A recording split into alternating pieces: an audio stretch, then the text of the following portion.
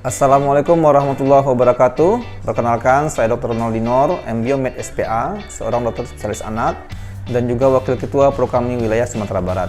Dalam rangka memperingati Hari Anak Nasional tanggal 23 Juli 2022 yang bertemakan Anak Terlindungi Indonesia Maju, saya akan membahas tentang speech delay atau keterlambatan bicara.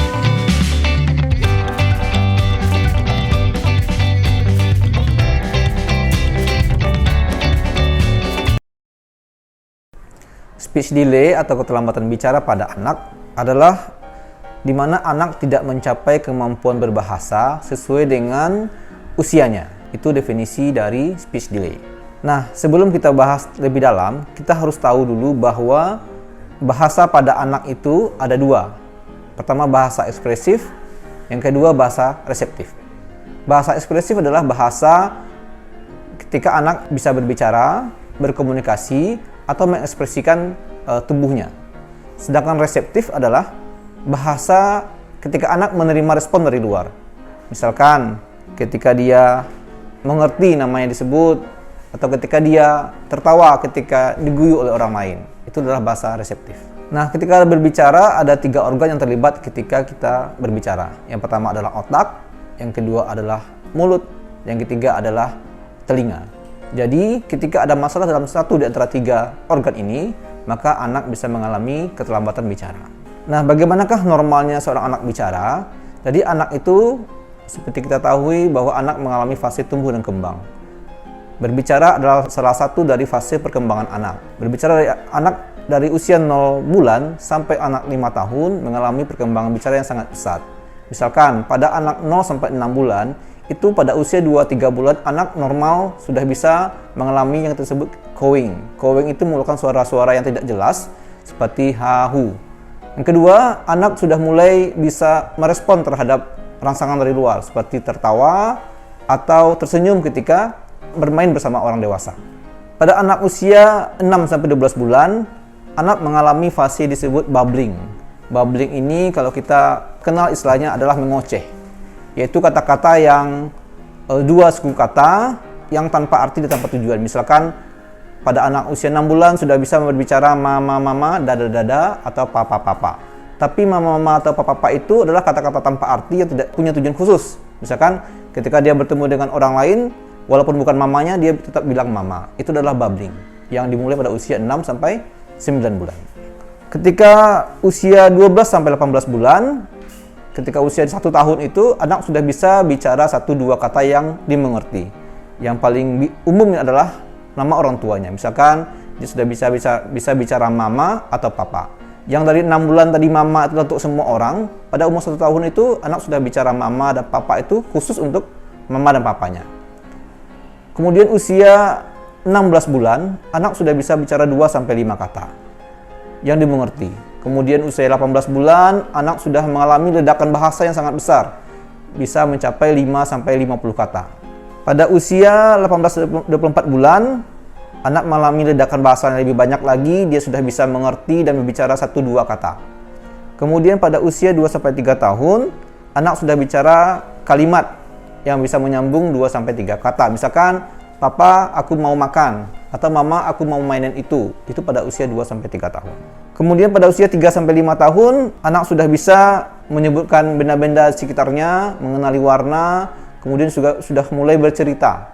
Sudah bisa bercerita kepada ayah atau bundanya. Kapan anak dikatakan mengalami speech delay atau tanda bahaya? Jadi, tadi kita sudah bahas tentang perkembangan normal anak berbicara. Kapan kita bilang anak terlambat bicara? Ketika sudah mengalami tanda waspada atau red flag. Nah, kapan red flag pada anak terjadi?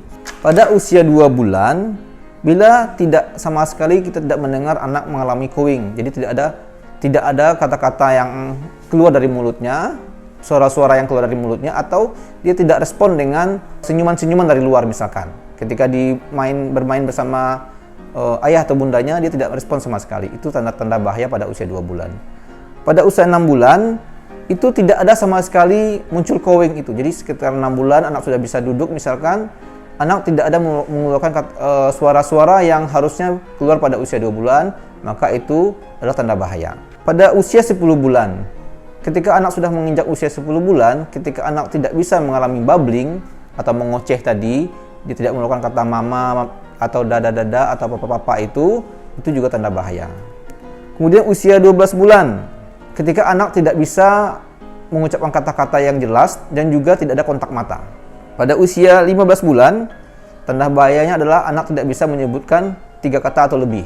Kemudian pada usia 24 bulan, ketika anak belum bisa bicara 2 kata atau 2 kalimat, maka anak disebut juga mengalami tanda bahaya atau tanda waspada keterlambatan bicara pada anak. Kenapa bisa terjadi speech delay pada anak? Nah, jadi speech delay itu banyak sekali penyebabnya. Ada penyebabnya dari masalah medis, yang kedua masalah dari lingkungan atau keluarga, yang ketiga masalah dari familial. Masalah medis adalah masalah paling banyak. Yang pertama adalah ketika anak mengalami gangguan pendengaran. Seperti kita tahu bahwa seseorang bisa berbicara ketika dia bisa mendengar. Seorang anak itu bisa berbicara kepada lingkungannya ketika dia mendengar suara-suara dari luar.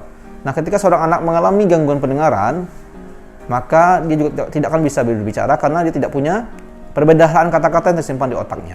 Kemudian pada anak-anak yang mengalami otitis media yang berulang. Otitis media itu adalah infeksi telinga tengah di mana terjadi kebocoran pada membran telinga.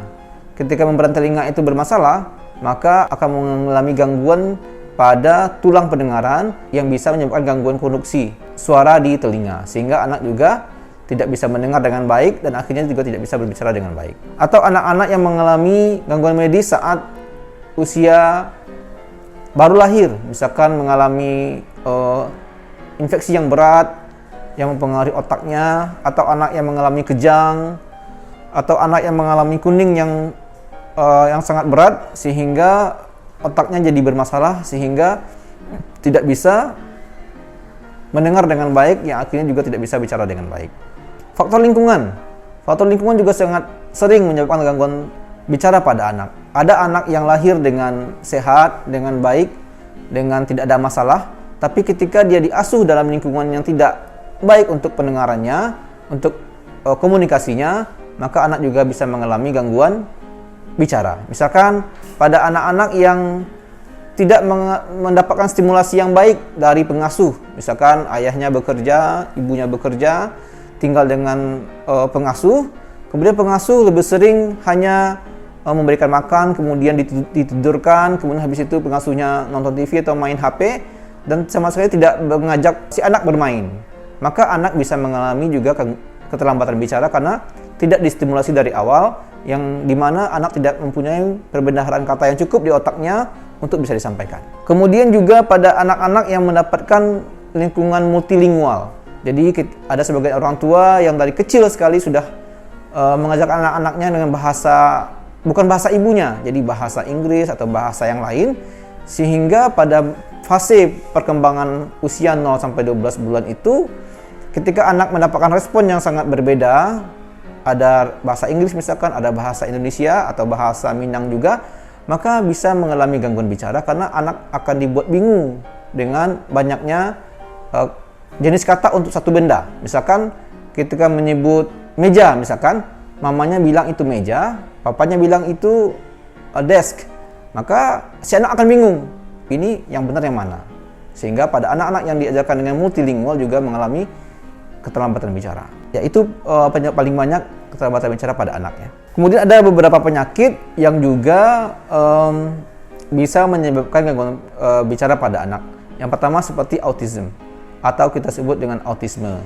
Pada anak-anak autis, selain mengalami gangguan bicara, anak-anak ini juga mengalami gangguan perilaku, kemudian gangguan komunikasi yang berbeda dengan anak lain. Pada anak autis biasanya anaknya tidak punya kontak mata dengan lingkungan, kemudian juga sering menggunakan kata-kata bahasa-bahasa planet yang kita sebut bahasa-bahasa yang tidak dimengerti. Kemudian juga pada anak-anak yang mengalami lumpuh otak atau kita sebut cerebral palsy. Pada anak yang mengalami cerebral palsy tidak hanya mengalami gangguan bicara, biasanya juga mengalami gangguan motorik, di mana misalkan pada usia 1 tahun belum bisa duduk, belum bisa berdiri. Kemudian juga biasanya anak-anak begini juga mengalami gangguan koordinasi dan sebagian besar juga mengalami gangguan bicara. Di mana pada anak-anak CP ini seringkali kita menemukan keterlambatan bicara yang sangat berat. Bagaimana kita bisa mengetahui bahwa anak kita berisiko untuk mengalami gangguan bicara? Yang pertama, ketika anak kita lahir dalam kondisi yang berisiko, seperti tadi saya bilang, anaknya lahir prematur, anak pernah mengalami kuning, atau anak pernah mengalami kejang waktu bayi, maka kita harus segera melakukan screening. Yang paling penting kita lakukan adalah screening pendengaran. Kita harus memastikan bahwa bayi kita bisa mendengar dengan baik. Apa jenis screening yang kita perlukan? Ada beberapa screening yang bisa kita lakukan, di antaranya adalah BERA atau OAE. Nah, BERA atau OAE ini bisa kita lakukan dengan berkonsultasi dengan dokter spesialis THT-KL atau telinga, hidung, tenggorokan, dan kepala dan leher. Kemudian yang paling simpel dan paling sederhana yang bisa kita lakukan adalah tes daya dengar. Tes daya dengar ini bisa dilakukan di puskesmas atau di klinik-klinik. Tes daya dengar ini sangat sederhana, di mana penilai cukup memerlukan orang tua, pengasuh, dan anaknya saja. Nanti dari tes daya dengar itu bisa kita lakukan dari usia 0 sampai 6 bulan, 6 sampai 9 bulan, 9 sampai 12 bulan. Pada anak usia di bawah 12 bulan itu kita lakukan setiap 3 bulan. Kemudian di atas 12 bulan kita lakukan setiap 6 bulan. Tes daya dengar ini ada beberapa item nanti yang akan ditanyakan. Ketika satu item mengalami masalah, maka disimpulkan bahwa anak mengalami gangguan pendengaran. Dan ketika anak mengalami gangguan pendengaran seperti ini, maka harus segera kita rujuk ke dokter spesialis anak dan nanti berkolaborasi dengan dokter spesialis THT. Kemudian yang paling penting untuk mencegah keterlambatan bicara pada anak adalah stimulasi. Stimulasi adalah bagian paling penting dalam perkembangan anak. Jadi ada misalkan dua anak ya, yang satu lahir dalam kondisi sehat, yang kedua lahir dalam kondisi yang bermasalah, dia lahir prematur, kemudian gangguan ketika dirawat di rumah sakit mengalami infeksi yang berat. Nah, bayi yang sehat ini ketika diasuh di rumah tangga tidak mendapatkan stimulasi yang cukup. Seperti saya bilang tadi, misalkan dia diasuh oleh pengasuh, kemudian ayah ibunya bekerja di luar dan tidak mendapatkan stimulasi yang cukup dari pengasuhnya, itu bisa mengalami keterlambatan bicara. Sedangkan anak yang tadi lahirnya tidak bagus, mengalami banyak masalah kesehatan di awal-awal kehidupannya, ketika dia kembali ke rumahnya dan di rumahnya dia selalu mendapatkan stimulasi dari orang tua, selalu diajak bicara oleh orang tuanya, diajak bermain, tidak menonton TV, tidak bermain HP, maka dia bisa mengalami kemajuan bicara yang baik. Saat kita bandingkan ketika umur 1 tahun, anak yang awalnya tadi lahir sehat tapi kurang mendapatkan stimulasi akan mengalami keterlambatan bicara. Sedangkan anak yang awalnya bermasalah, kemudian diasuh dengan stimulasi yang sangat bagus, pada usia yang sama, dia bisa mencapai fungsi bicara dan komunikasi yang sesuai dengan umurnya pada usia 1 tahun tadi. Itu pentingnya stimulasi. Apa stimulasi yang bisa kita berikan? Stimulasi yang pertama adalah harus sering bermain dengan anak. Bermain dengan anak. Yang kedua, sering berbicara kepada anak. Meskipun si anak kita belum mengerti apa yang kita bilang, tapi saat si anak mendengar apa yang kita bilang, maka saat itu otaknya sudah merekam. Dan saat nanti usia 6 bulan atau 1 tahun dia sudah bisa bicara, maka dia akan mengeluarkan semua rekaman-rekaman tadi yang sudah didengarnya semasa dia bayi. Yang ketiga, tidak boleh menggunakan lebih dari 1 bahasa dalam satu rumah pada usia di bawah 12 bulan.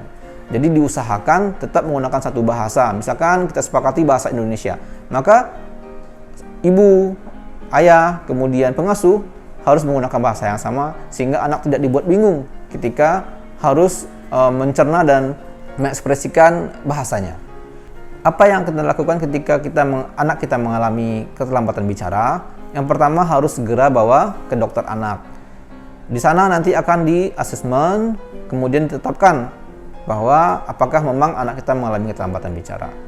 Ketika memang mengalami keterlambatan bicara, akan ditentukan apakah ini penyebabnya karena gangguan pendengaran, atau karena kurangnya stimulasi, atau ada penyakit lain. Nah, nanti di sana dokternya akan melakukan beberapa pemeriksaan. Yang pertama adalah pemeriksaan pendengaran dulu, tes pendengaran. Kemudian setelah itu, kalau setelah didiagnosis anak kita mengalami gangguan keterlambatan bicara, maka terapi yang kita bisa berikan adalah pertama, terus melakukan stimulasi. Yang kedua adalah melakukan terapi bicara. Nah, terapi bicara ini nanti kita akan berkoordinasi dengan dokter rehab medik. Keberhasilan terapi bicara ini tergantung kapan kita mulai. Jika semakin cepat kita mulai, maka hasilnya akan baik. Tapi ketika kita mulai sudah usia-usia yang semakin lambat, misalkan usia hampir 2 tahun atau 3 tahun, maka hasilnya akan lebih jelek.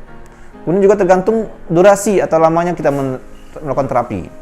Ketika terapi kita kurang dari 8 minggu, biasanya hasil tidak baik. Tapi kita terapi lebih dari 8 minggu dan di rumah selalu melakukan stimulasi-stimulasi yang aktif, maka kita bisa mengejar keterlambatan bicara tadi. Demikian dari saya, Prokami Sumatera Barat akan mendukung pemerintah untuk kemajuan dan kesehatan anak-anak Indonesia. Anak terlindungi, Indonesia maju. Terima kasih. Assalamualaikum warahmatullahi wabarakatuh.